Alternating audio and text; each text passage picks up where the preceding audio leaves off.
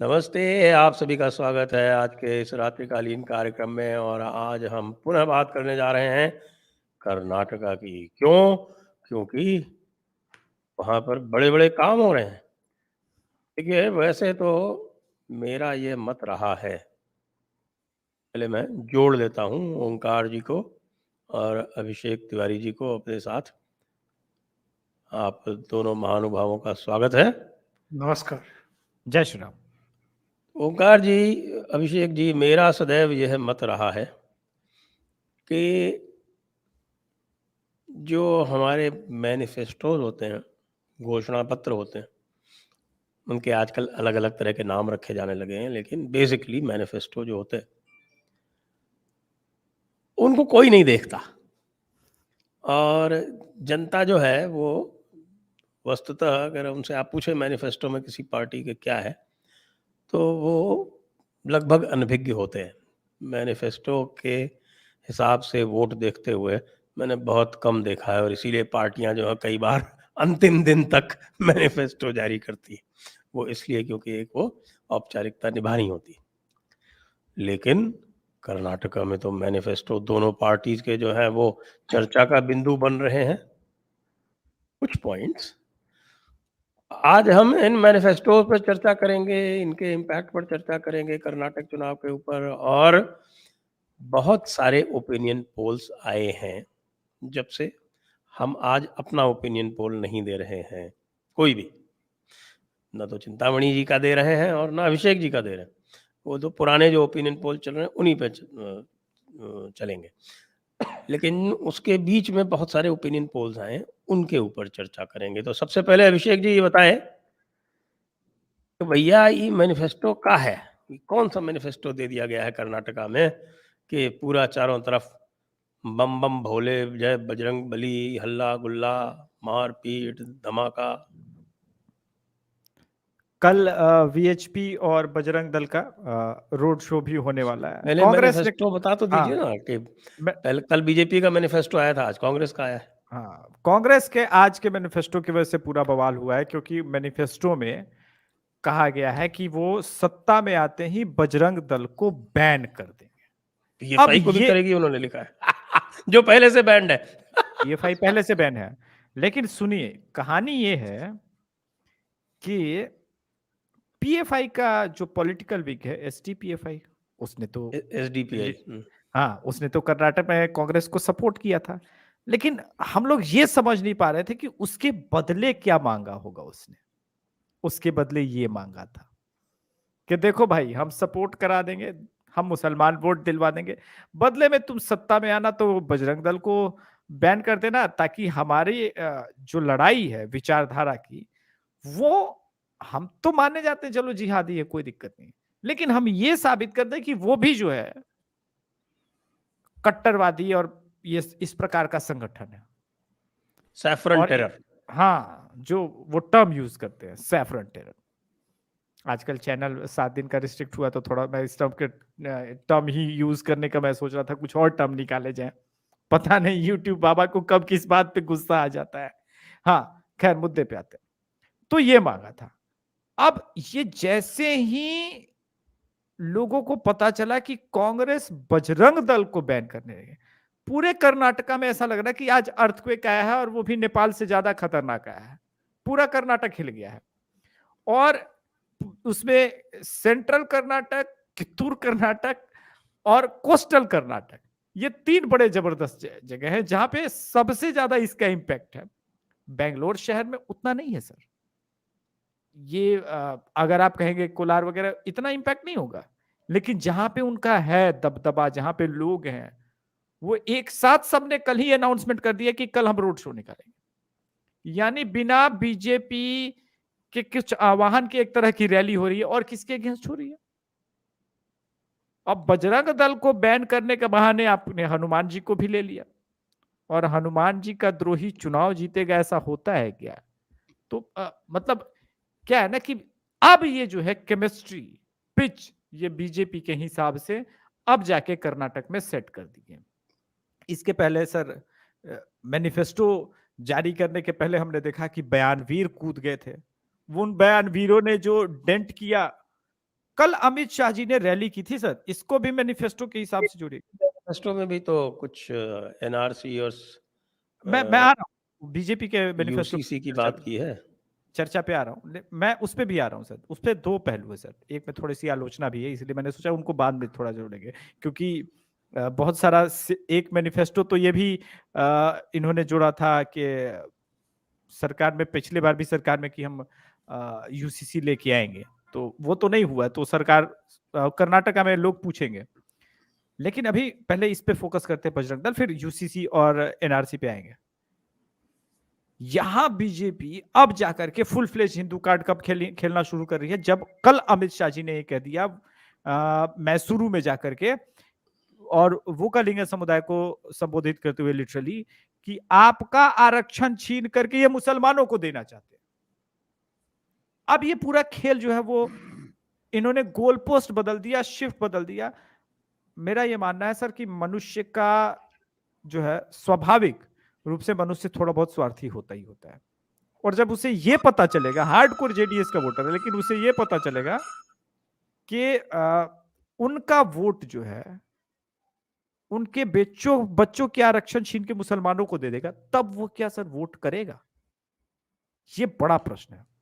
और इसीलिए उनका दूसरा स्टेटमेंट भी कल मैं सुन रहा था, बहुत इंपॉर्टेंट हो जाता है, जब वो अमित शाह जी का सर्वे सबसे लास्ट में होता है सर। उन्होंने कहा है कि हम 113 से 10-15 सीट ज्यादा ही आएंगे। यानी बीजेपी को एहसास हो गया है कि अब हमारा जो है वो स्विंग ऊपर जा रहा है। अब बीजेपी का मैनिफेस्टो वो क्यों चर्चा में है? एकदम से मुसलमान पैनिक में हो गया, क्योंकि वो कह रहे कि हम एनआरसी लागू करेंगे। अब मुसलमान अगर पैनिक में हो गए हैं, तो अगर वो जेडीएस की तरफ से कटेंगे, तो BJP OMR, old Mysore region में गेन कर जाएगी और जेडीएस कम हो जाएगी। और कर्नाटक में कांग्रेस भी जो है उस परिस्थिति में अकेले फिर कहीं ऐसा ना हो कि 80-90 तक ही सिमट जाए। 80-90 के आसपास अभी भी बहुत सारे पोल दिखा रहे हैं, लेकिन जो मूल है इसका कि बीजेपी एग्रेसिव हिंदुत्व पे बात करने लगी है और कांग्रेस एंटी हिंदू सेंटीमेंट पे बात कर रही है, जिसपे बीजेपी चाहती थी कि खुद कांग्रेस आए। तो अब बड़ा इंटरेस्टिंग मुकाबला हो गया। ऐसा लग रहा है कि पावर प्ले का गेम चल रहा है और आपने एक मीडियम पेसर को बुला दिया जिसके पास स्विंग नहीं है, कुछ भी नहीं है, और सामने वीरेंद्र सहवाग बैटिंग कर रहा है, या कह लो ऑफ स्पिनर को डलवा रहे हैं। जी जी ओंकार जी, क्या इसी को कहते हैं कि जीत के मुंह से हार छीन लेना? ऐसा तो कुछ नहीं करने जा रही है कांग्रेस। आज देखिए कांग्रेस का मैनिफेस्टो जो है उसमें बहुत सारी लोक लुभावन बातें हैं। उसमें गारंटीज हैं। गारंटी का मतलब बेसिकली फ्रीबीज। तो महिला प्रमुख हैं तो उसको 5,000 रुपये, और परिवार की मुफ्त प्रमुख है यात्रा, महिला, मुफ्त यात्रा दी है, जाएगी। उनकी बात ही नहीं हो रही अब। 5,000 रुपये, 5,000 लीटर डीजल दिया जाएगा फिशिंग बोट को, और इस तरह की बड़ी सारी लोग लुभावन बातें, वो सब कहीं गौण हो चुकी है। और सारा का सारा मुद्दा जो है वो आ गया किसके ऊपर कि साहब बजरंग दल को बैन कर दिया। अब कांग्रेस जो है वो तो बजरंग बली की विरोधी पार्टी है। कर्नाटक जो है, कर्नाटका में और आंध्रा में झगड़ा चलता है कि हनुमान जी का, बजरंग बली का जन्म कहाँ हुआ था। और यहाँ जो है वो आंजनेय गिरी जिसको बोलते हैं, मेरे विचार से ये ओल्ड मैसूर एरिया में ही आता है संभवतः। जी जी अभिषेक जी बेहतर जानते होंगे। तो यहाँ पर तो बहुत पुरानी परंपरा है आंजनेय की। जी एक प्रकार से एक आंजनेय समाज ही है यहाँ पर। और वहाँ जाकर आप कहते हैं कि साहब बजरंग दल को हम बैन करेंगे, और तुरंत चतुर खिलाड़ी की तरह जब ऐसी बॉल जो है स्निक होकर स्लिप में जाती है, तो नरेंद्र मोदी जैसा खिलाड़ी तो उस कैच को कभी नहीं छोड़ेगा। और वैसे भी लूज बॉल मिलेगी तो नरेंद्र मोदी जो है वो तो छक्का मार ही देंगे। तो वो आज उन्होंने टेकअप कर लिया। तो ये क्या चुनाव के पूरे जो है वही एक मूर्खता से कांग्रेस की ये चुनाव का पूरा ढर्रा बदल गया है क्या? देखिए, अभी तक के जितने ओपिनियन पोल आ रहे थे उनमें उनमें से अधिकांश में कांग्रेस को एज दिखाया जा रहा था। जी, बिल्कुल। कुछ तो ये भी कह रहे थे कि स्पष्ट बहुमत मिल सकता है 3 दिन 115 पहले तक से। चिंतामणि जी अभी भी एज दिखा रहे थे जी कांग्रेस को। जी आज जी जी पूछ रहा हूँ तो बोल 115 नहीं से रहे। 115 से 127 तक भी दिखा रहे थे कुछ ओपिनियन पोल। लेकिन जैसा आपने कहा है कि ये जो इन्होंने एक बाउंसर फेंकने की कोशिश की है, भूल जाते हैं कि सामने बैटिंग कौन कर रहा है। और मुझे लगता है संजय जी कि ये वीर सावरकर वाले को तो अब वहाँ उछाल नहीं पाएंगे, क्योंकि जिस तरह के स्ट्रॉन्ग रिएक्शंस महाराष्ट्र से आ गए थे और वहाँ भी लोगों ने समझाया होगा, तो यहाँ एक नया शिगुफा लेकर के आ गए बजरंग दल पर बैन का। और पीएफआई पर भी इन्होंने लगे हाथ नाम ले दिया। हालांकि ये अच्छे तरीके से जानते हैं कि पीएफआई तो पहले से ही केंद्र सरकार बैन कर चुकी है, उनकी संपत्तियां जब्त की जा चुकी हैं, उन पर बहुत बड़े पैमाने पर कार्रवाइयां हुई हैं, गिरफ्तारियां हुई हैं। लेकिन चाहे बजरंग दल हो, चाहे दूसरे हिंदू संगठन हो, अतीत में जब जब इन पर बैन लगाने की बात आई है या लगाने की कोशिश भी की है, तो कहीं टिक तो पाई नहीं वो चीजें, क्योंकि साबित नहीं कर पाए कि ये समाज विरोधी या देश विरोधी हैं संगठन। तो केवल चुनावी लाभ लेने के लिए, और मुझे लगता है कि एक वर्ग के वोटों का ध्रुवीकरण करने के लिए, मुस्लिमों के वोटों का ध्रुवीकरण करने के लिए इन्होंने ये एक शिगुफा छोड़ा है, ये घोषणा की है। लेकिन सब जानते हैं कि जब भी आप इस तरह की हरकत करते हैं तो उसका रिवर्स भी होता है, और वो बहुत तेजी से होता है। और कर्नाटक तो जितना संवेदनशील राज्य है, बेंगलुरु से लेकर के कई उसके शहरों में भी उत्पात होते रहे हैं, दंगे फसाद हिंसा होती रही है। तो ऐसे में इस तरह की कलाकारी करना, अपने चुनाव घोषणा पत्र में इसको शामिल करना, इससे तो पूरे कर्नाटक में अगर कहीं थोड़ा बहुत एंटी इनकम्बेंसी फैक्टर काम कर रहा था या दूसरी चीजें हो रही थी जिनके चलते लग रहा था कि बीजेपी शायद इस बार 100 क्रॉस ना कर पाए और कहीं 85 से 95 के बीच में अटक करके ना रह जाए, मुझे लगता है कि कांग्रेस की इस नासमझी की वजह से एक प्राणवायु मिल गई है भारतीय जनता पार्टी को, और वोटों का ध्रुवीकरण अब रिवर्स में देखने को मिलेगा। जो हिंदू है, और खास तौर से जो अभी अभिषेक भी कह रहे थे कि जब भी बजरंगबली पर किसी ने अटैक करने की कोशिश की है, चुनाव जीतने की तो भूल ही जाए, इसका उल्टा असर होता है। और जिस तरह का वातावरण इस समय देश में बना हुआ है, एक तरफ तो आप किराए की धोती पहन करके, गले में जनेऊ डाल करके मंदिर मंदिर द्वारे द्वारे जाने का, पूजा पाठ करने का स्वांग करते हैं। भारत जोड़ो तोड़ो यात्रा में भी हमने कई बार देखा है कि ये मंदिरों में गए, गुरुद्वारों में गए, जगह जगह कुरुक्षेत्र से लेकर के कई जगहों पर हमने देखा है। और दूसरी तरफ आप इस तरह का काम करें, यानी जो बहुसंख्यक हिंदू है उन उनको आप चोट मारने की कोशिश करें इस तरह की हरकतें करके। मुझे नहीं पता कि इनके सलाहकार कौन हैं, लेकिन जो भी हैं वो कांग्रेस की संभावनाओं में पलीता लगा रहे हैं। और जब जब इस तरह की चीजें बनती हैं, मोमेंटम थोड़ा बहुत बनता हुआ दिखाई देता है कांग्रेस के पक्ष में, तो जरूर इस तरह की कोई हरकत कर दी जाती है। जी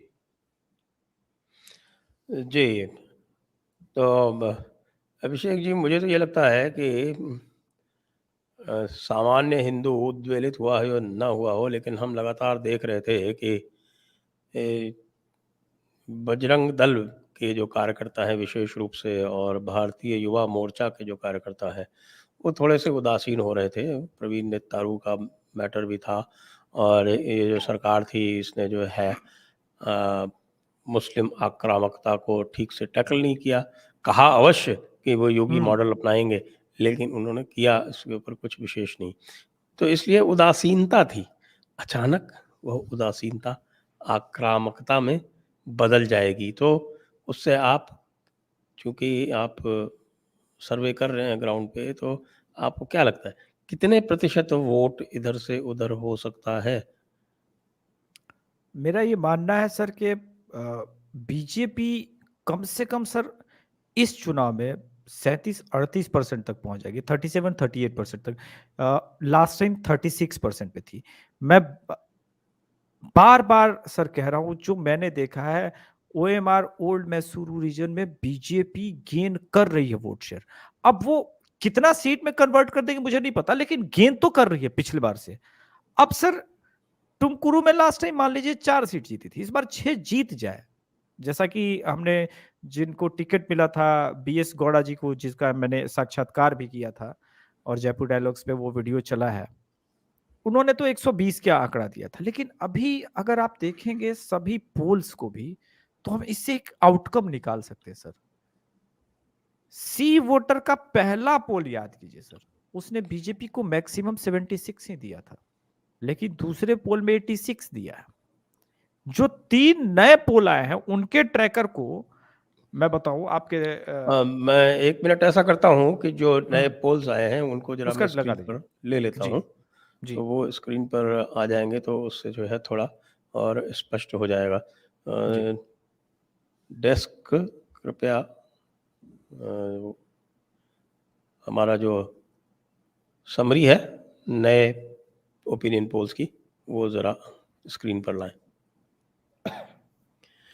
तो तब तक मैं इसको देख मैं के, पढ़ देता हूं, मैं बोल देता हाँ, हूं। आप बोल दीजिए जी।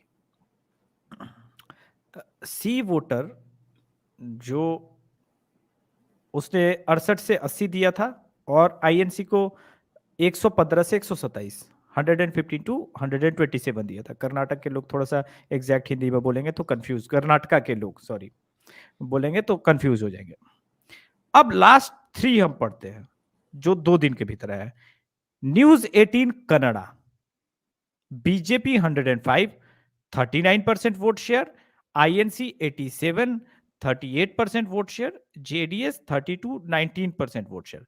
पर इसमें सर एक चेंज मुझे लगता है, if BJP gets 39% vote share, that mean BJP clear majority ले लेगी सर, क्योंकि लास्ट टाइम ये बात तो आपकी सही है कि अगर बीजेपी का वोट शेयर कांग्रेस से ज़्यादा चला गया, तो फिर डिफरेंस जो है वो 30 सीटों का जाएगा। जी जी जी। नाउ जी न्यूज, ये थोड़ा सा मुझे अलग ही लेवल पे लग रहा है। बीजेपी को इन्होंने 42% वोट शेयर दिया है, 103 से लेके 115 दिया है। INC 79 to 91। ये जो सीट प्रोजेक्शन है, लेकिन वोट शेयर पे नहीं जाते, सीट प्रोजेक्शन जो है वो मुझे बड़ा रियलिस्टिक लग रहा है सर। जेडीएस 26 टू 36, ये भी ठीक ठाक है। अब मैट्रिक्स जो है इन्होंने 96 to 106, it is very much similar with the Abhishek Tiwari and JDS show opinion poll. हमने 95 टू 101 दिया है। आईएनसी 84 टू 90, 84 टू 94, हमने 85 टू 93 दिया था, दैट्स ओके। बट यहां देखिए sir, if JDS gets 29 to 34, that mean old Mysuru region में कांग्रेस सीटें कम जीतेगी, तो ये नंबर थोड़ा और कम हो सकता है। अब डेमोक्रेसी टाइम्स नाउ, ये भी हंग असेंबली ही दे रहा है 87, लेकिन इन्होंने बीजेपी को दिया है, कांग्रेस को 101 दिया है, 34। लेकिन ये डेमोक्रेसी टाइम्स नेटवर्क का जो पोल है, ये इस पूरे विवाद के पहले का है। बजरंग दल, सांप, आरक्षण को लेकर के जिस प्रकार से इन्होंने उठाया, सांप सपोला जहर, और नालायक नालायक नालायक बेटा। टीवी 9 सी वोटर। अब देखिए सी वोटर ये भी है और सी वोटर टीवी 9 के लिए कर रहा है, सेम एजेंसी।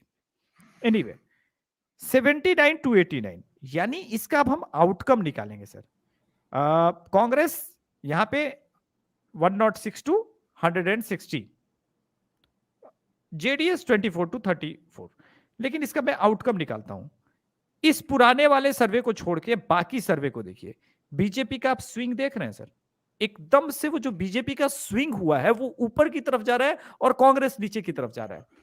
इसीलिए अब यहां पे मैं सीट प्रेडिक्ट नहीं करना चाहता, क्योंकि ऐसे स्विंग में कभी कभी क्या होता है कि वो कहां जाके रुकेगा एग्जैक्टली अंदाजा नहीं होता।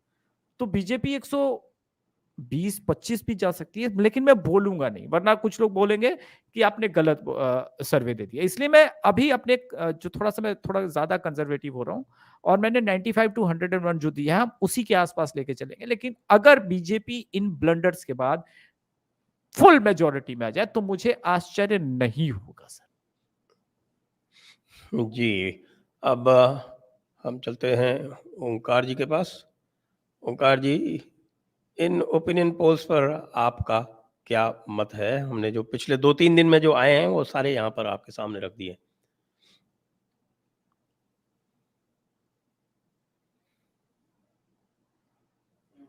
आप म्यूटेड है।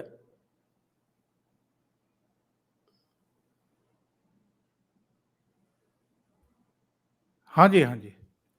जी। मुझे एक्चुअल में कंफ्यूजिंग लग रहे हैं, और जैसा हमेशा होता है ओपिनियन पोल्स के साथ में, कि कुछ एजेंसियां, कुछ मीडिया हाउस किसी के लिए बैंड बजाते हुए दिखाई देते हैं, कुछ दूसरी तरफ का गुणगान करते रहते हैं, या उसके लिए ये दिखाते रहते हैं कि वो बेहतर पोजीशन में है। उससे अलग इस बार भी दिखाई नहीं दे रहा है। और अतीत में भी हमने देखा है अधिकांश ओपिनियन पोल, यहाँ तक के एग्जिट पोल भी गलत साबित होते हैं। एग्जैक्ट जो फिगर है वो तो मेरे विचार से जो गुप्ता जी ने किया था आज तक के लिए, वो सही साबित हुआ था। इसके अलावा तो सारे गलत साबित हुए थे, यहाँ तक कि हिमाचल में भी गलत साबित हुए थे। तो मुझे लगता है कि ये कंफ्यूज ज़्यादा करते हैं। जो अभी तक के वहाँ के जो जानकार हैं, विशेषज्ञ हैं, जिनकी ओपिनियन आई है सामने, मतलब जो वहाँ ज़मीन पर काम करने वाले लोग हैं और जो वहाँ का मिजाज समझने वाले लोग हैं, अगर हम उनकी माने तो जो जिसको कहते हैं ना कि एंटी इनकम्बेंसी की लहर, वो प्रबल लहर तो अभी भी बीजेपी के खिलाफ कहीं दिखाई नहीं दे रही है, और ये बीजेपी के लिए पॉजिटिव पॉइंट है। दूसरी बात यह है कि जब से नरेंद्र मोदी की जनसभाएं वहां होनी शुरू हुई हैं, और हमेशा ये हमें देखने को मिला है अलग अलग राज्यों में, वो चाहे उत्तर भारत के राज्य हों चाहे दक्षिण के हों, कि 1-2%, 3% वोट जो है स्विंग करने की ताकत उनमें रहती है। वो ऐसे ऐसे मुद्दों को पकड़ लेते हैं और जनता के बीच में ले जाकर के विपक्षी दलों को, उनके नेताओं को कटघरे में खड़ा कर देते हैं कि अब आप सोचिए। अब जैसे सांप बता देना नरेंद्र मोदी को, और उस पर जो नरेंद्र मोदी ने लपका है और बताया कि अब तक 91 गाली जो है ये लोग दे चुके हैं, अब उस पर ये राहुल गांधी भी प्रतिक्रिया व्यक्त कर रहे हैं, उद्धव ठाकरे भी व्यक्त कर रहे हैं, प्रियंका वाड्रा भी व्यक्त कर रही हैं। यानी ये नहीं है कि एक गलती अगर हो गई है तो उस पर पानी डाली जाए, मिट्टी डाली जाए। ये उसको और व्याख्यायित करके जनता के बीच उसको ताजा बनाए हुए हैं। तो ये मुझे लगता है कि दिमागी दिवालियापन है, और जो आपकी कमजोरियां हैं, गलतियां हैं, जिनसे आपको नुकसान होने की आशंका है, उनको अगर आप दोहरा रहे हैं तो आप तो वो काम कर रहे हैं जो सामने वाला चाह रहा है कि आप ये गलतियां करते रहें। नालायक बेटा कह दिया गया, और ये सारी चीजें जो हैं 92 हो गया। कहीं ना कहीं मतलब आपको ये ये लगता है कि अगर आप इस तरीके से चुनाव जीतेंगे, यानी मोदी जी को गाली दे करके जीतेंगे, तो 2007 से आप गालियां ही तो दे रहे हैं, और वो गालियां कैसे फलित हो रही हैं वो भी आपके सामने है और देश के सामने है। 2007 में वो गुजरात के मुख्यमंत्री थे, अब वो देश के प्रधानमंत्री हैं। तो आप और गालियां दीजिए, तो वो परमानेंट प्रधानमंत्री बन जाएंगे। अगर यही हालत आपकी है, तो ये सारी चीजें हमें ये बताती हैं कि कर्नाटक में जो प्रबल कहते हैं कि एंटी इनकम्बेंसी लहर है, वो तो कहीं दिखाई दे नहीं रही है, और कोई ऐसे बड़े पाप किए भी नहीं है। इन्होंने जो 40% का एक शिगुफा उछाल रखा है वहां पर, कि 40% कमीशन लेती है वहां की सरकार, वहां के मंत्री, वो उसके भी कोई मतलब प्रमाण तो सामने लेकर के ये लोग आ नहीं पाए हैं। कोई एक आध दृष्टांत कहीं कोई हो गया हो, उसकी पूंछ पकड़ करके अगर आप वैतरणी पार करने की कोशिश कर रहे हैं, तो ऐसे तो अतीत में आपके पाप का जो है घड़ा कितनी बार फूट चुका है। तो वैसी कोई मतलब पोर्ट्रे करने की कोशिश करें किसी गवर्नमेंट को, और वो पूरी तरीके से आप उसमें सफलता हासिल कर ही लें। और एक बात अभिषेक कहते रहे हैं कि डिपेंड करेगा कि राहुल गांधी और प्रियंका की कितनी सभाएं वहां पर होती हैं।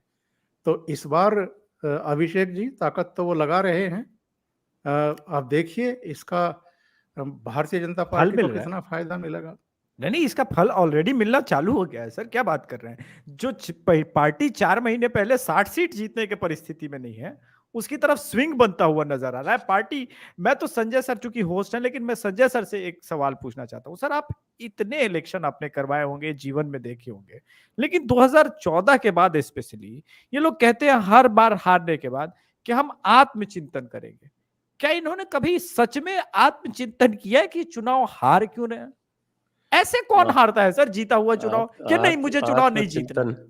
आत्मचिंतन करने के लिए 2-3 वस्तुओं की आवश्यकता होती है। सबसे पहला तो आत्मचिंतन तब हो सकता है जब स्वयं में राजनीतिक बुद्धि हो, और यदि स्वयं में राजनीतिक बुद्धि ना हो तो उसका अनुमान हो कि हमारे पास हमसे अधिक राजनीतिक बुद्धि करने रखने वाले लोग हैं, उनकी पहचान हो, फिर उनसे राय ली जाए। और फिर तीसरी बात ये होती है कि उनकी राय पर विचार विमर्श करके उनकी राय पर कुछ कार्यवाही की जाए, उसको कार्य रूप में परिणित किया जाए। तो वो तो करते नहीं हैं। ए.के. एंटनी ने तो 2014 के बाद ही जब उनकी कमेटी बनी थी तो उसमें यही कह दिया था कि भाई हमारी जो छवि है वो एक अल्पसंख्यकों की हितैषी पार्टी के रूप में बनती जा रही है, और ये बिल्कुल। बिल्कुल उचित नहीं है, क्योंकि एक हिंदू बहुसंख्यक राष्ट्र में इस छवि को लेकर हम आगे ज़्यादा नहीं बढ़ सकते। लेकिन नहीं, वो तो केवल लेफ्ट को पकड़ के बैठे हुए हैं। लेफ्ट ने उनका दिमाग कैप्चर कर लिया है। अब लेफ्ट जो है किसी राज्य को कैप्चर कर ले, किसी का दिमाग कैप्चर कर ले, किसी की इकोनॉमी कैप्चर कर ले, तो सबका एक ही हाल होता है, विनाश। ये बहुत खतरनाक आपने बोला, लेफ्ट किसी का भी कैप्चर कर ले वो विनाश। एनडीटीवी का भी विनाश हो गया। देख लीजिए आप रवीश कुमार का क्या हो रहा है। बताओ, एनडीटीवी का भी विनाश हो गया। हद है, मतलब स्टेट देश तो विनाश होता ही होता है। ये बात सही है सर, लेकिन मैं इसको अब और मैं तरह 1 से मिनट देखूं। आपको रोकूँगा, मैं ज़रा अपने जी। अनाउंसमेंट्स कर लूँ। सबसे पहले तो दर्शकों से ये अनुरोध है कि हमारा मिलियन सब्सक्राइबर चैलेंज आरंभ है इस समय। आपको, ये आपके लिए चैलेंज है, दर्शकों के लिए, कि आपको जयपुर डायलॉग्स को 1 मिलियन पे पहुंचाना है 20 मई तक। 20 मई डेडलाइन है देखिए, और केवल आपको 41,000, आज 3 मई है, 18 दिनों में 41,000 बहुत मुश्किल नहीं है। पहले हमने किया भी है कई बार। तो इसलिए आपको 18 दिनों में 41,000 सब्सक्राइबर्स ऐड करने हैं। ये आपका उद्यम है, ये चैलेंज, चुनौती आपके लिए है, तो वो करने हैं आपको। और बाकी थोड़ा बहुत आप हमारी फाइनेंशियल मदद यानी पत्रम पुष्पम वाली, उसके ऊपर भी ध्यान रखें। पिछले महीने काफ़ी शॉर्ट रह गया था, और इसलिए इस महीने जो है आपसे अनुरोध है कि थोड़ा विशेष ध्यान रखें। 20 मई को हम तारिक फ़तेह जी की स्मृति में एक छोटा-सा लोकल कार्यक्रम करेंगे, और उसमें भी आपके लिए रजिस्ट्रेशन इत्यादि की सुविधा रहेगी, वो भी हम आपको शीघ्र ही अवगत कराएँगे। तो आइए इस वीडियो को लाइक करिए, शेयर करिए, और जिन्होंने सब्सक्राइब नहीं किया है वो सब्सक्राइब करिए, और जिन्होंने सब्सक्राइब किया हुआ है वो सब्सक्राइब करवाइए। जी, अभिषेक जी। मुझे लगता है सर 13 तारीख को हो जाना चाहिए। क्यों? क्योंकि उस दिन हम लोग चर्चा ये कर रहे होंगे कि कैसे जीता हुआ मैच कांग्रेस हारी। देखिए मैं क्रिकेट से रिलेट करता रहता हूं सर हमेशा। मुझे याद है इंडिया इंग्लैंड का 1992 में वर्ल्ड कप का मैच चल रहा था। एक भारत के क्रिकेटर थे रवि शास्त्री, उन्होंने बोला ये पूरा मैच मैं अपने बूते हरा दूंगा। 117 गेंदों पे उस आदमी ने 51 रनों की इनिंग खेली थी और इंडिया 10 रन से वो मैच हार गया। तो ऐसे इंडिया पहले मैच हारती थी कि एकदम जीता हुआ है वो हम हार अरे जाएंगे। आप सुनील गावस्कर का भूल गए क्या? सर उस जमाने में मैं नहीं देखता था ना मैच। 1975 का, उन्होंने पूरे 60 ओवर खेल के पहली बॉल से लेके आखिरी बॉल तक 36 नॉट आउट बनाए थे, और पूरी टीम ने 3 विकेट पे 132 रन बनाए थे। जरा वो याद कीजिए। नहीं तो चलिए वो वो तो एक अलग समय था, लेकिन 1992 तक क्रिकेट फिर भी एक अलग रूप ले चुकी थी, खास करके एक दिवसीय क्रिकेट। लेकिन कांग्रेस वो रूप नहीं ले पा रही है। मैंने इसी चैनल पे भविष्यवाणी की थी, आप शुरू होने दीजिए कैंपेन, 2-4 मणिशंकर अय्यर आएंगे और इस पूरे इलेक्शन को जो है कहीं और लेके जाएंगे। ना नंदिनी रहेगा, ना एंटी इनकम्बेंसी पे बात होगी। और आज देखिए सर, ना नंदिनी पे बात हो रही है, ना एंटी इनकम्बेंसी पे बात हो रही है। बात हो रही है बजरंग दल पे, सांप पे, नीच बेटे पे। अब देखिए खेलते रहिए। नरेंद्र मोदी फिर आपको हवा में उठा उठा के फेंकेंगे, फिर आप डिफेंड करेंगे। और जब आप चुनाव में खुद डिफेंड करने पे आ जाते हैं, नहीं नहीं मेरे बयान का ये मतलब नहीं था, वो मतलब नहीं था, तो आप समझ लीजिए कि आप मतलब से बाहर हो गए। पीएफआई के साथ डील करने की जरूरत क्या थी? वो एसडीपीएफआई 2-4 सीटों पे खड़ा होता था, उससे आपका कुछ ज्यादा लॉस नहीं होता था। तो आपने जो कहा सर मेन कि लेफ्ट लीनिंग होते होते कब लेफ्टिस्ट ही कांग्रेसी हो गए, उन्हें पता ही नहीं चला। अब वो बर्बादी के कगार पे हैं। यही तो किया था ना पहले। ओंकार जी को ध्यान होगा कि 1947 के बाद जितने भी लीगी थे वो सब कांग्रेसी हो गए थे। बिल्कुल। जो लीगी जो रह गए भारत में, वो सब जाके संपर्क करके मौलाना आजाद से सब मिलके सब कांग्रेसी हो गए। खाली ये केरला वाले जो थे, वो ये रह अपनी मुस्लिम लीग, इतनी मुस्लिम लीग, उन्होंने उसका नाम चेंज करके इंडियन यूनियन मुस्लिम लीग करके वो बने रहे। तो उनके साथ बाद में उन्होंने समझौता कर लिया, अलायंस कर लिया, आज तक चल रहा है। तो जी ओंकार जी, अब आप बताएं इसके ऊपर आपका अंतिम आख्यान, उसके बाद फिर हम चलेंगे दर्शकों के प्रश्नों की ओर। देखिए, बहुत सारे लोगों का तो ये मानना है कि जो इंडियन मुस्लिम लीग थी 1947 से पहले, उसी का तो ये बदला हुआ थोड़ा-सा रूप है कांग्रेस। आज वही सब तो पाप ये कर रहे हैं जो इंडियन मुस्लिम लीग उस समय किया करती थी। वो सारे मतलब आप ये देख लीजिए कि जब मुंबई पर अटैक हुआ, तो दिग्विजय सिंह ने क्या कहा था? अलग-अलग जगहों पे इन्होंने ये ओसामा बिन लादेन को ओसामा जी कहने वाले कौन हैं? और अभी भी जितनी घटनाएं होती हैं, हो जाती हैं, उनमें इनकी भूमिका क्या है?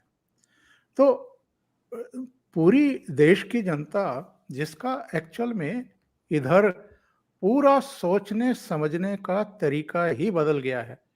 आप जैसे जो मूर्धन्य लोग हैं, या इस समय यूट्यूब पर ऐसे कई राष्ट्रवादी चैनल काम कर रहे हैं, उन्होंने जो लोगों में एक जागरूकता का संचार कर दिया है, सोचने समझने की जो एक शक्ति तो पहले से थी, लेकिन उसे प्रज्वलित कर दिया एक तरीके से, तो उसका असर हम देख रहे हैं ना ज़मीन पर कि ये सारी ताकतें अलग-थलग पड़ रही हैं, और जो इन ताकतों का इस्तेमाल करते थे चुनाव के दौरान, उनका क्या हश्र हुआ है, क्या हाल हुआ है। इसके अलावा जिनकी चर्चा अभी आप लोग कर रहे थे, मीडिया का वो अंग जो लेफ्टिस्ट के रंग में रंगा हुआ था, उनके एजेंडे को चलाने की कोशिश कर रहा था, और कुछ समय पहले तक जो प्राइम टाइम पर छाए रहते थे, वो सारे चेहरे कहाँ हैं आज? आप उन सबके नाम मन ही मन जो है ले लीजिए और उनके बारे में सोचिए कि कहाँ-कहाँ बैठ कर के आजकल वो कोई फुटपाथ पर, कोई शमशान घाट में, वहाँ से बैठ कर के लाइव करते हैं वो। तो इनकी क्या गति हो गई है, क्या गत हो गई है, ये किसी से छिपा है क्या? वो पूरा टुकड़े-टुकड़े गैंग और उनके जो समर्थक रहे हैं अलग-अलग न्यूज़ चैनल्स में, इन लोगों ने उन मीडिया हाउसेस के एक तरीके से भट्टे बैठा दिए। प्राइम टाइम में जो टीआरपी थी वो बिल्कुल एकदम नीचे चली गई थी इनकी। इनको अगर लात मार करके वो ना निकालते तो इनके चैनल्स जो उनका क्या हाल होता वो अच्छे तरीके से इनके ओनर्स जो हैं वो जानते हैं। तो ये चीज़ें देखिए चलेंगी नहीं। आज पाकिस्तान परस्तों का क्या हाल देश के भीतर है, जम्मू कश्मीर में है, दूसरी जगहों पर है, और खुद पाकिस्तान का आज क्या हाल है? जो दाने-दाने को मोहताज हो गया है, जिसके आर्मी चीफ ये कहते हों कि साहब हमारे पास तो डीज़ल तक नहीं है, हमारे तो टैंक ही काम करने के लायक नहीं है। वहाँ के जब हम यूट्यूबर्स को देखते हैं, उनकी बातें सुनते हैं, जो वो पब्लिक के पास जाकर के बात करते हैं, तो पब्लिक में कोई इक्का-दुक्का बचा हो तो बचा हो जो अपने देश को डिफेंड करता हो और सरकार को डिफेंड करता हो, सब गालियाँ देते हुए मिलते हैं। तो ये जो आइडिया था टू नेशन थियरी जो है, वैसे तो मेरा ये मानना है कि 71 में ही वो ख़त्म हो गई थी जब अलग बांग्लादेश बन गया था। लेकिन आज की तारीख में तो खुद पाकिस्तानी भी ये कहते हैं कि काश ये विभाजन ना होता और हम हिंदुस्तान के ही हिस्से बने रहते, तो आज जो ये 10-10 किलो के आटे लूटने के लिए मारामारी हो रही है, ये दृश्य देखने को ना मिलते। तो ठीक है, राजनीतिक कारणों से, दूसरे कारणों से आप नरेंद्र मोदी को, भारतीय जनता पार्टी की सरकार को क्रिटिसाइज़ करिए, समझ में आता है। लेकिन आज नेशन का जो मूड है, जो जनता का मूड है, ज़रा उसको भी देख लीजिए, उसको भी समझ लीजिए। और अगर समझ लेंगे, तो जो अभी भी आप अलगाव का राग अलापने की कोशिश करते रहते हैं, टुकड़े-टुकड़े गैंग के साथ जाकर के खड़ा होने की बेशर्मी दिखाते हैं, कम से कम उस पर तो आपको सोचना पड़ेगा 10 बार। और जिसकी चर्चा आपने की थी ए के एंटनी कमेटी की, उन्होंने तो 2014 के चुनाव परिणाम आने के बाद ही कह दिया था कि कांग्रेस गलत ट्रैक पर निकल गई है। ऐसा केवल उस कमेटी का निष्कर्ष नहीं था, बल्कि देश की जनता का मूड उन्होंने भांप करके ये बात कही थी। इसके बाद थोड़ा-सा हल्का-सा नाटक-नौटंकी हुई कि ये लोग कहीं मंदिर जा रहे हैं, पूजा-पाठ करवा रहे हैं, कैमरे लगे हुए हैं, लेकिन वो सिर्फ दिखावा साबित हुआ और ओकेशनली वो ये सब करते हुए दिखाई दिए। देश की जनता इतनी अब नासमझ नहीं रह गई है कि जो ये ना पहचान सके कि कौन एक्चुअल में ड्रामा कर रहा है और कौन वाकई दिल से हिंदुत्व और सांस्कृतिक राष्ट्रवाद के लिए लगा हुआ है। तो थोड़ा बहुत जो भी प्रयास ये कभी-कभी करते हैं ओकेशनली, वो लोग अब सीरियसली लेते भी नहीं हैं, संजय जी। जी हाँ, और बस एक बात और पूछ लूँगा अभिषेक जी से। ये जो 40% कमीशन वाला जो मैटर था, उसका क्या इम्पैक्ट है? अब क्योंकि कहाँ मैं देख रहा था आज एनडीटीवी ने भी आज शायद दिया होगा, कल वो एनडीटीवी वाले आंकड़े दे रहे थे, तो उसमें जो बहुत सारे जो उन्होंने आंकड़े दिए और कहा कि साहब एम्प्लॉयमेंट बड़ा इशू है, बेरोजगारी बहुत बड़ा इशू है और गरीबी बड़ा भारी इशू है कर्नाटक में। अच्छा, ये मुझे तो पता नहीं कि आज से जितने भी चुनाव हुए हैं 1947 से, उनमें यह 2 इशू कब इशू नहीं थे, ये मुझे नहीं याद पड़ता। ओंकार जी भी बताएँगे कि कभी ऐसा हुआ है कि ये 2 इशू नहीं थे और कब ऐसा हुआ है जब चुनाव इन इश्यूज़ पे लड़ा गया है।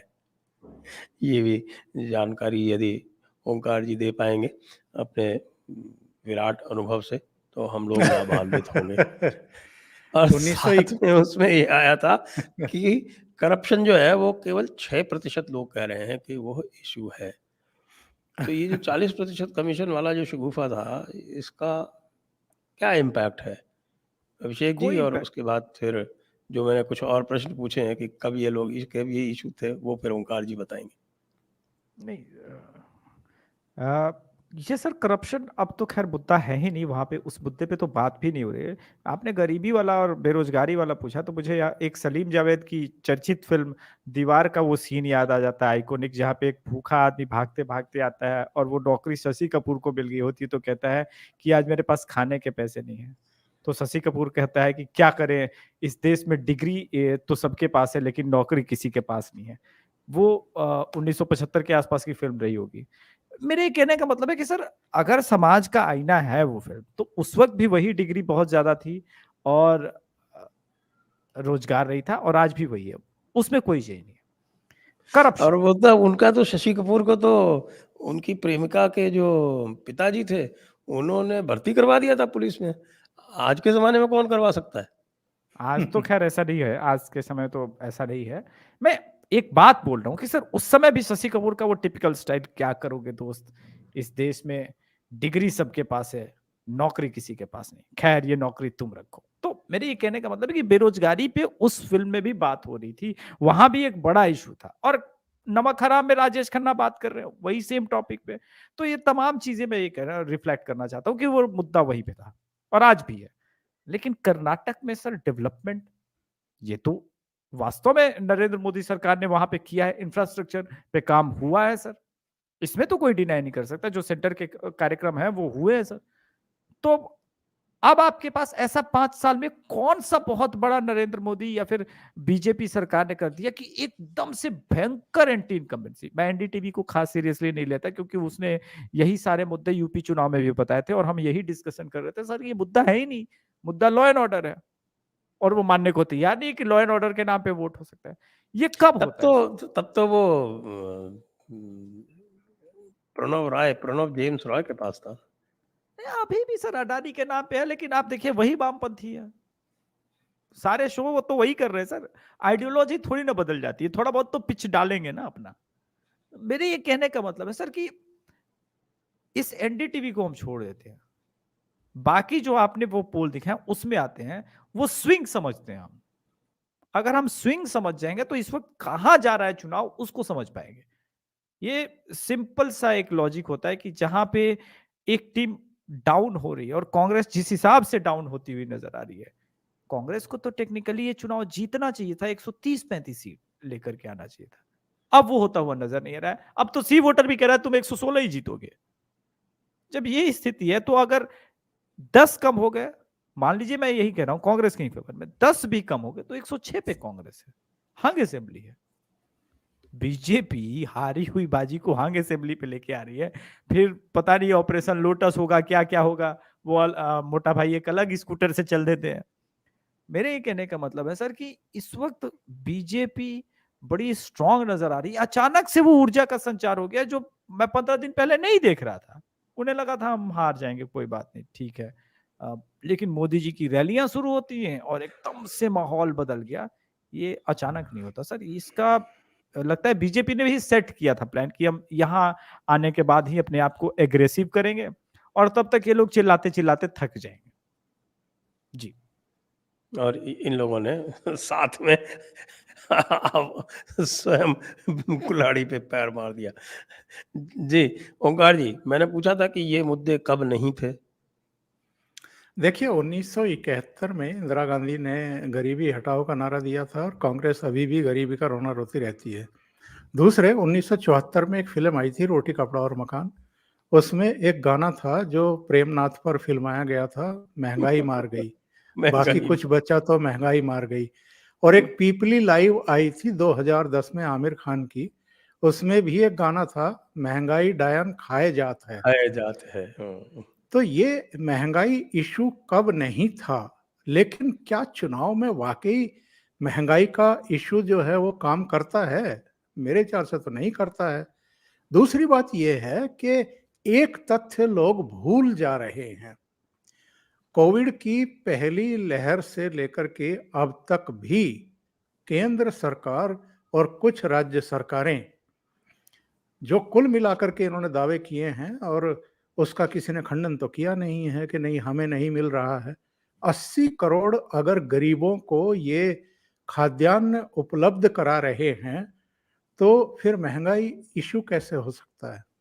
महंगाई तब तो इश्यू हो सकता है कि जब 80 करोड़ को अपनी जेब से ही सारा कुछ खरीदना पड़ रहा हो।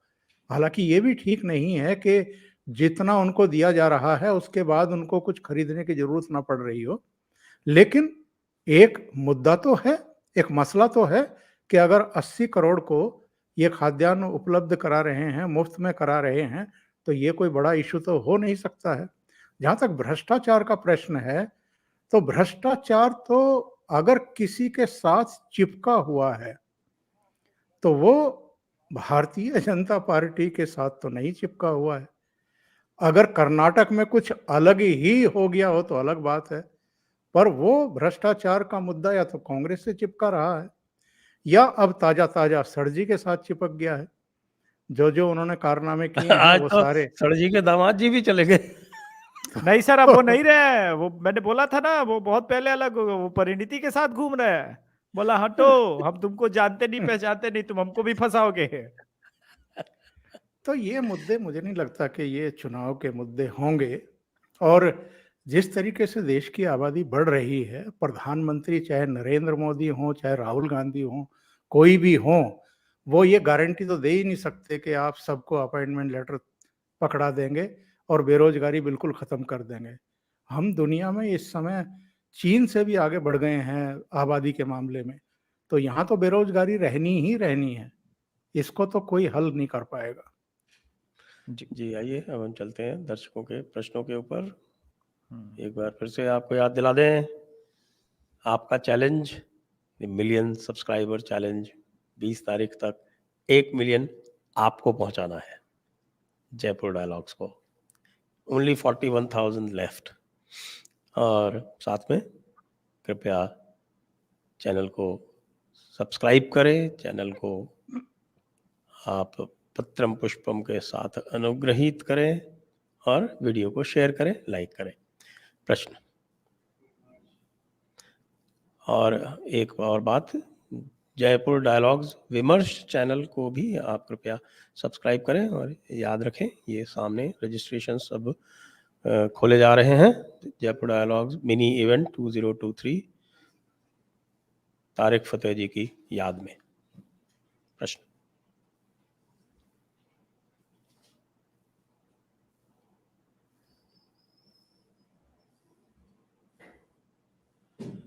Jaitirth Joshi, I am from Vijayapur, Karnataka. Here, JDS has withdrawn and is supporting Congress.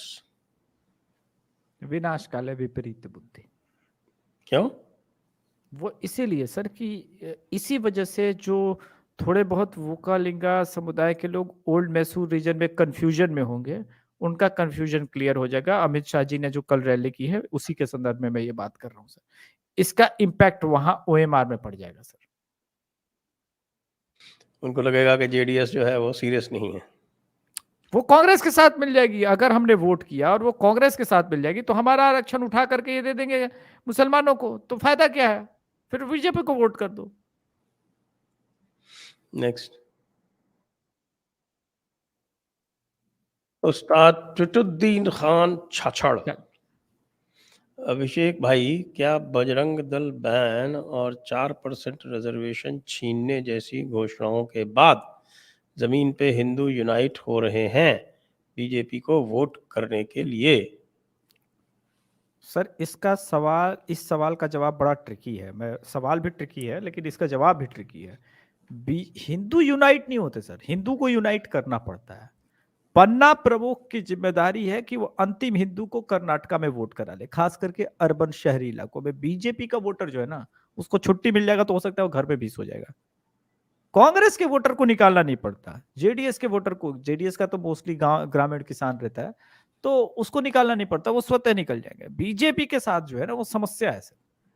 तो अगर जैसे कि जो मैं कह रहा हूं कि अब वीएचपी और इनका आंदोलन होने वाला है, चुनाव के बीच में ये लोग हर शहर में जब प्रोटेस्ट निकलेंगे तो इसको देखिए स्विंग हो रही है, मान लीजिए किसी पिच पे, तो गेंदबाज की भी जिम्मेदारी है कि सही लाइन लेंथ पे गेंद डाले, वरना सारी गेंदें वाइड चली जाएंगी।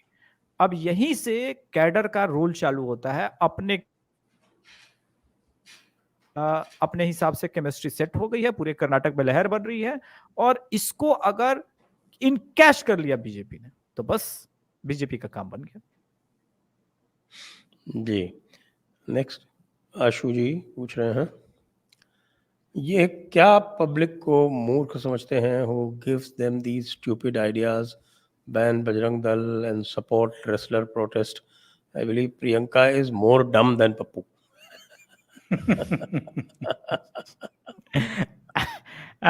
आशु जी आप सही हैं, एक्चुअली आप सही हैं। पहले मुझे भी लगता था कि क्लेवर है, लेकिन जिस दिन वायनाड में जाकर के इन्होंने कहा कि राहुल गांधी को कुंफू आता है, कराटा आता है, रेसलिंग आती है, फलाना ढिमकाना, मैं उस दिन समझ गया कि ये अंदाज अपना अपना के दोनों जो है ना, वो आमिर और वो सलमान टाइप के है कि मैं भी फेंकू तू भी फेंकू, जो जो चल रहा है। आपने ठीक कहा कि ये लोग पब्लिक को क्या मूर्ख समझते हैं, आप गलत समझ रहे हैं सर। ये पब्लिक को वास्तव में मूर्ख समझते हैं, क्या वाली बात ही नहीं है, जानते हैं कि हम कुछ भी बोलेंगे हो जाता है, क्योंकि आज तक इन्होंने अमेठी में प्रचार प्रसार किया था, तो इनको पता था कि टेक इट एज ग्रांटेड है, ये तो हमारी बात सुन लेती है, हम कुछ भी बोलते हैं। लेकिन जब इनको वास्तव में पूरे भारत को भ्रमण करना पड़ा और घूमना पड़ा, तब इनका पाला पड़ा लोगों से, और लोगों ने कहा कि यार ये तो पता नहीं यार ये क्या है। जी जी, Rahul Kulkarni, Muslims will vote for Congress to revive PFI. When will Hindus get such clarity? I think it's Hindus' responsibility to bring BJP to power to secure Hindus in Karnataka. Revived PFI will run havoc in Karnataka. अब ये तो sir Jaipur dialogues कर क्या रहा है पिछले 3-4 साल से, ये तो हम लोग अपनी अपनी रिस्पॉन्सिबिलिटी अपने हिस्से की निभा रहे हैं, लेकिन फिर भी हिंदू को अगर फिर भी लॉन्ग टर्म का विजन समझ में नहीं आता है, या फिर बहुत सारे लोग जागृत हुए हैं सोशल मीडिया से, तभी मैं मानता हूँ बीजेपी 303 सीट पे पहुंची है। लेकिन लॉन्ग टर्म में सर धीरज रखना पड़ेगा, पेशेंस रखना पड़ेगा, अपने सेनापति अपने नेतृत्व पे भरोसा रखना पड़ेगा, बीच बीच में आलोचना करते रहिए, जो गलत एकदम गलत ट्रैक पे जाए तो पिन चुभाते रहिए, लेकिन भरोसा तो करना पड़ेगा उन्हीं पे, और आपके पास कोई ऑप्शन नहीं है। पॉलिटिक का देखिए, इस पूरे प्रॉब्लम का सॉल्यूशन पॉलिटिकल ही हो सकता है, कोई और सॉल्यूशन नहीं है। जी ओंकार सिंह, जय श्री राम गुरु जी, आप सभी गुरुजनों को कोटि कोटि प्रणाम।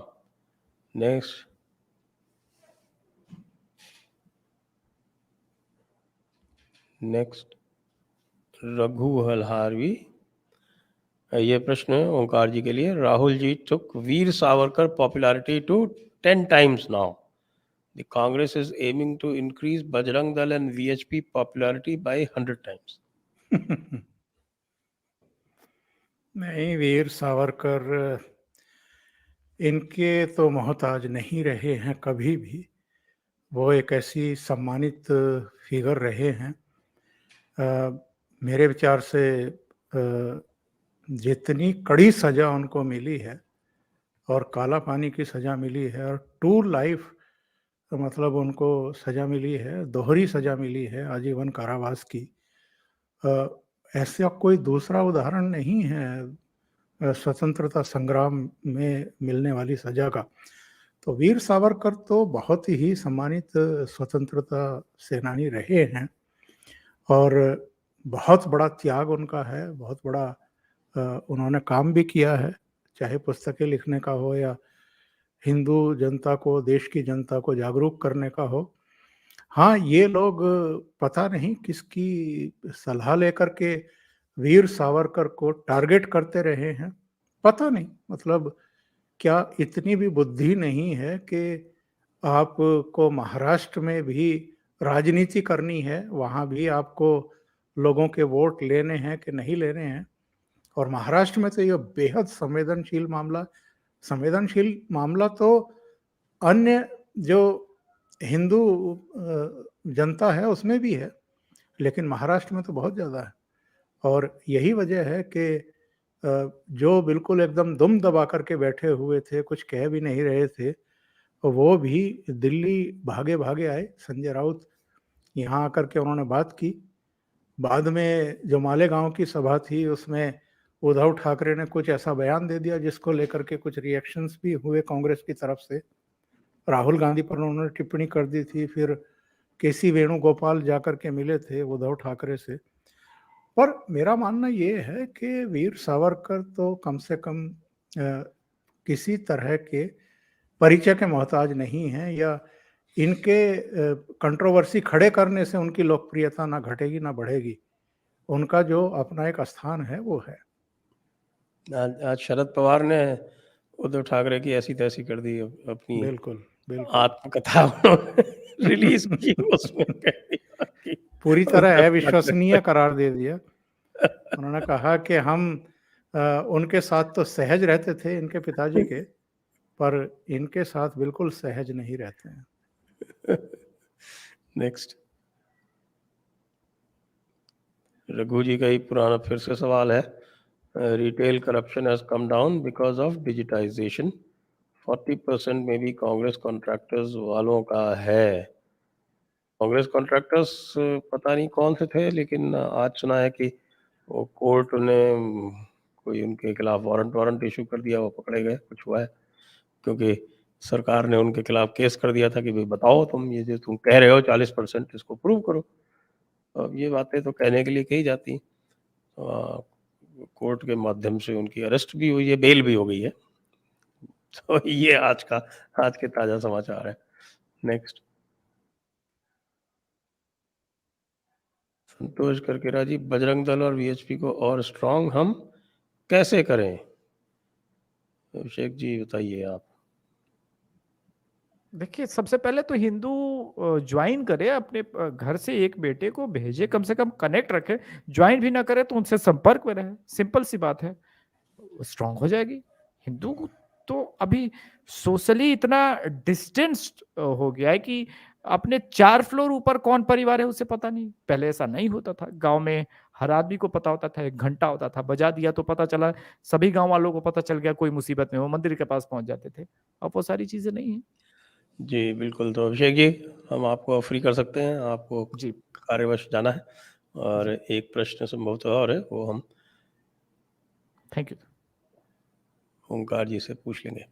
जी, ये कह रहे हैं कि आप दोनों से हाथ जोड़कर विनती है कि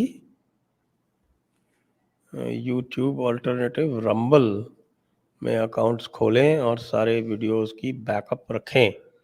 रंबल में कोई बैन नहीं होता।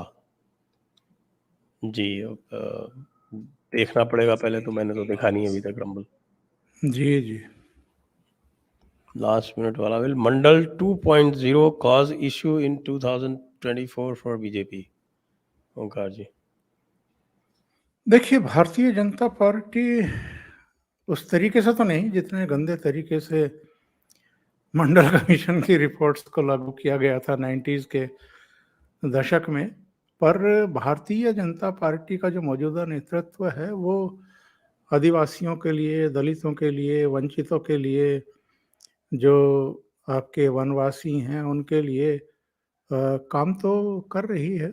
और 2017 में रामनाथ कोविंद को लेकर के आए थे, अभी 2022 में आदिवासी वनवासी द्रौपदी मुर्मू को लेकर के आए हैं सर्वोच्च पद पर। इसके अलावा अलग अलग राज्य सरकारों में भी आप देखें तो उनकी हिस्सेदारी है। तो वो अलग तरीके से उन चीज़ों को एड्रेस कर रहे हैं, और उसका नतीजा हमें देखने को भी मिला है। उत्तर प्रदेश में बहन मायावती लगभग दीवार के लग चुकी हैं और ख़त्म है उनकी राजनीति। और जो दलित हैं, जो वंचित वर्ग से आने वाले लोग हैं, वो निश्चित रूप से अब भारतीय जनता पार्टी के साथ खड़े हुए दिखाई देते हैं। और यही वजह है कि जब जब भी कोई ऐसी संवेदनशील घटना हो जाती है Bharatiya Janata party ruled state में, तो कांग्रेस और दूसरे दल सबसे ज़्यादा शोर शराबा करते हैं छाती पीट करके, ताकि एक माहौल बनाया जा सके कि शायद ये वर्ग जो हैं बीजेपी रूल्ड स्टेट में या नरेंद्र मोदी के प्रधानमंत्री रहते हुए सुरक्षित नहीं हैं। तो ये फिर जनता तय करती है कि ये कितना सच है और कितना असत्य है। जी, अब योगेश मिश्रा जी कह रहे हैं केजरी अगर जेल चला गया तो वो ढेला शरीफ मिलता है क्या इस्तिंजा के लिए? वहाँ सब कुछ मिलता है, सब कुछ मिलता है, चिंता मत करें आप। जेल में किसी दीन पे अमल कैसे करेगा? अरे पूरी सुविधाएँ हैं और केजरीवाल जी को बिल्कुल चिंता नहीं करनी चाहिए और तिहाड़ तो उनके ही सरकार के अंडर में है ना। अगली दीन की दावत कब संजय जी? जी, ज़रा ये कर्नाटक चुनाव पूर्ण हो जाए उसके बाद फिर देखते हैं। इसी के साथ आज के कार्यक्रम पूर्ण होता है। एक बार फिर से आपको द मिलियन सब्सक्राइबर चैलेंज की याद दिलाते हुए यहीं पर कार्यक्रम को विराम देते हैं। आप सभी महानुभावों को धन्यवाद। ओंकार जी को धन्यवाद। जय हिंद, वंदे मातरम। बहुत धन्यवाद। Thank you so much.